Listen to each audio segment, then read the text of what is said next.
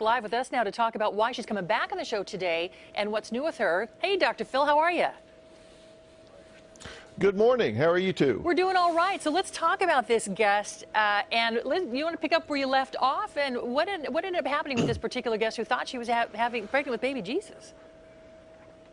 Well, listen, I did this story originally because her family asked the question, is this a chronic liar? Is she just manipulating us, or is there more to it?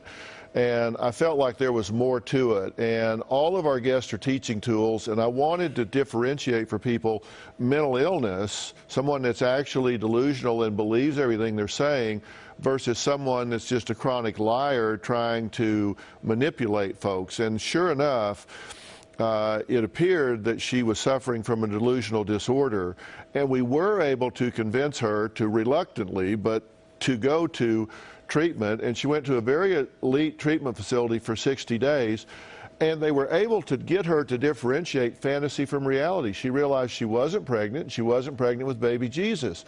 She really was able to get stabilized on medication and made tremendous progress. But on discharge, they followed up with a local psychiatrist who, after 20 minutes, reportedly threw out all of her medications and started a whole new plan after 20 minutes, and now she presents back here again, completely delusional again. She thinks Eminem is her father. She thinks I'm her uncle.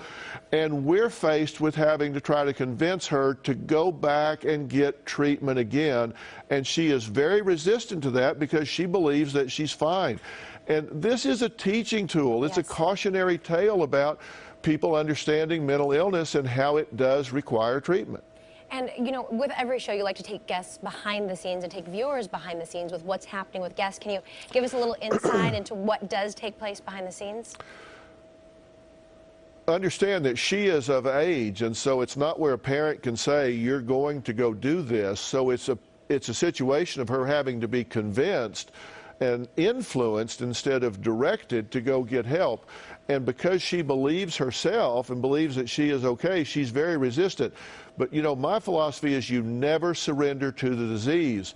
So we just simply don't give up until we get her to safety, till we get her to where she can have a chance to get her life back under control.